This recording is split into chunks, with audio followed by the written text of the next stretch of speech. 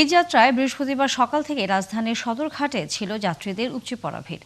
Launch আসার সাথে সাথেই হুমড়ি খেয়ে পড়েন যাত্রীরা। শত কষ্ট হলেও বাড়ি যাবার আনন্দ ছিল তাদের চোখে মুখে। তবে সন্ধ্যার পর পরিস্থিতি স্বাভাবিক হয়ে আসে। এদিকে বুধবার লঞ্চ দুর্ঘটনার মৃত্যুর পর তদারকি বাড়িয়েছে প্রশাসন।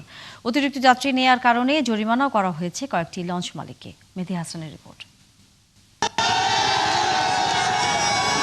বৃহস্পতিবার সকাল থেকেই রাজধানীর সদরঘাট লঞ্চ টার্মিনালে উৎসবমুখর পরিবেশ। নারীর টানে বাড়ি ফেরার ব্যাকুলতা যেন ঘাটের প্রতিটি ইঞ্চিতে ছড়িয়ে পড়েছে।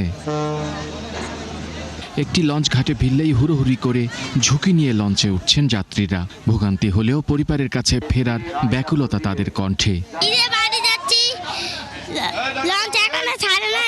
আনন্দ অনেক কষ্টের পরেও রাস্তাঘাট তো প্রচুর দিকে দেখলাম মোটামুটি ফ্রি আছে, কিন্তু আসলাম এসে তো লঞ্চ কখন ছাড়ে তা তো বলা যায় না। পদ্মা সেতুর জন্য যাত্রী কমছে। ঈদের সময় আমাদের যাত্রীগুলো হয়, আর না হলে ম্যাক্সিমাম সময় দেখা যায় যে ঢাকা বন্দর থেকে 30 থেকে 40টা জাহাজ যায়, কিন্তু ঈদ মৌসুমে প্রায় এটা 120 থেকে 30টা যায়।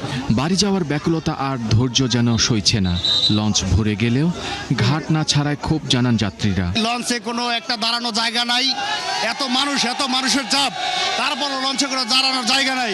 2 ঘন্টা 2.5 ঘন্টা আগে আসছি, তাও কেবিনের সাইডে বসাই দিয়েছে। আমার মেয়েরা যাইব কেবিনের সাইডে একটু বসাই দিয়েছি, কোনো জায়গায় ফাঁকা নাই।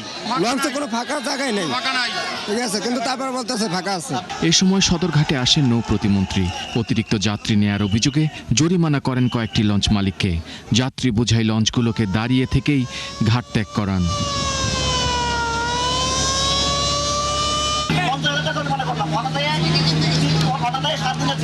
সন্ধ্যার পর থেকে সদরঘাট এলাকায় যাত্রীর সংখ্যা কমতে শুরু করে। লঞ্চগুলো তুলনামূলক কম যাত্রী নিয়েই ঢাকা ছাড়তে শুরু করে। আজকে কোনো নেই, ব্যান নেই, আর মনে করেন কোনো পারাপারি নাই, একটু রিল্যাক্সে যাওয়া যাইতেছে। এবার আপনার ঈদে একটু যাত্রী কম আর কি। এবার এতটা ইয়ে নাই, কাপ জাপ নাই, ঝামেলা ইয়ে নাই। মেহেদী হাসান, ৭১, ঢাকা।